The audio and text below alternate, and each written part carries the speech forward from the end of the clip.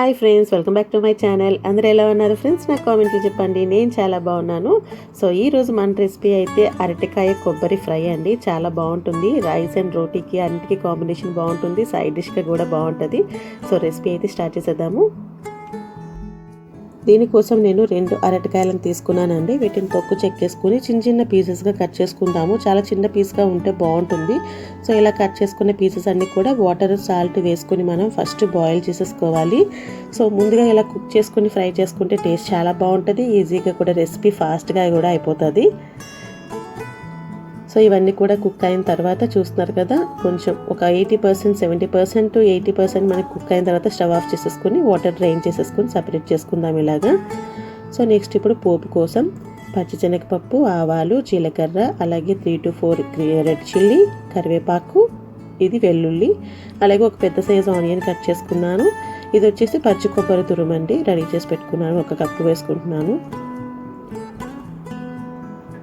అలాగే సాల్ట్ సరిపడినంత వేసుకోవాలి.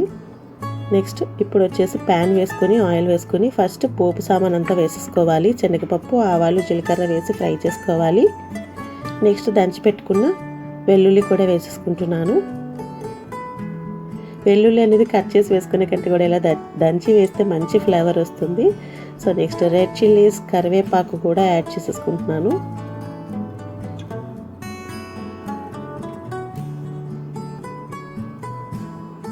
సో ఇవన్నీ బాగా ఫ్రై అయిన తర్వాత మనం కట్ చేసి పెట్టుకున్న ఆనియన్స్ కూడా వేసేసుకొని బాగా ఫ్రై చేసుకోవాలి.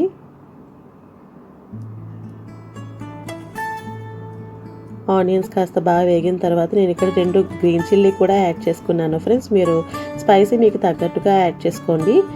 రెడ్ చిల్లీ ఒకటే వేసుకుంటే ఇంకొంచెం 2 ఎక్స్ట్రా వేసుకోండి.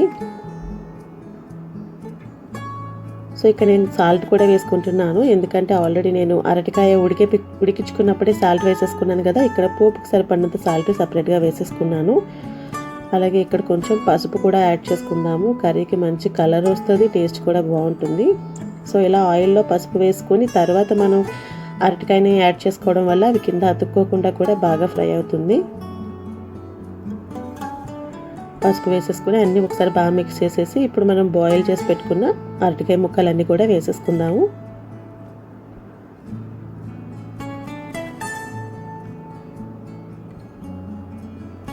సో ఇలా కొంచెం ముందుగానే పసుపు ఆయిల్లో వేసి ఫ్రై చేసి తర్వాత అరటికాయలు వేయటం వల్ల ఇవి కింద మనకి అతుక్కోకుండా బాగా ఫ్రై అవుతాయి పొడి పొడిగా.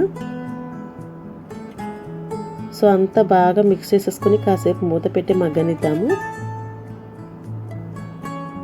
సో ఒక 2-3 మినిట్స్ మగ్గిన తర్వాత ఆల్రెడీ ఉడికినవే కదా, ఎక్కువసేపు మనం కుక్ చేయని అవసరం లేదండి, మరి పేస్ట్ లాగా అయిపోతుంది. సో ఒక్కసారి కొంచెం స్పైస్ అంతా దానికి బాగా పట్టేటట్టుగా మిక్స్ చేసుకొని సో ఇప్పుడు నేను కొబ్బరి తురుము కూడా వేసేసుకుంటున్నాను. కొబ్బరి తురుము కూడా వేసేసి మిక్స్ చేసేసుకొని జస్ట్ ఒక 2 మినిట్స్ మనం క్యాప్ పెట్టేసుకొని ఉంచుకుంటే వాటికంతా ఫ్లేవర్ బాగా పడుతుంది.